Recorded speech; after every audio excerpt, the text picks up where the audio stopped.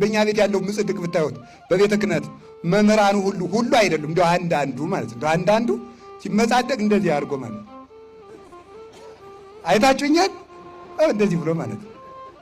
የድጓ መምህር ነው፣ አቋቋም መምህር ነው፣ የቅኔ መምህር ነው። እንደዚህ አድርጎ መመጻደቅ ማለት ነው።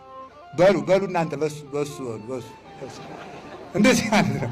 መመጻደቅ ማለት ይሄ ነው ማለት ነው። ይሄ ነው እግዚአብሔር የማይወደው ማለት ነው። አሁን ምንድነው ኋላ ሌላኛው ያ በተለይ ወይ ዝማሜ የማይችለው ወይ ጸናጽል የማይችለው ሲያበላሽ ለመሳቅ ማለት ነው።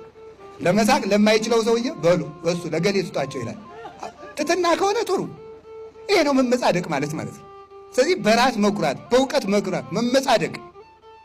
እናንተም ትመጻደቃላችሁ፣ ዲያቆኑ ይመጻደቃል። ሲቀድስ ንስማ በውጭ ነስማይ ማይኩ ቀረጸው ይላል ማለት ነው።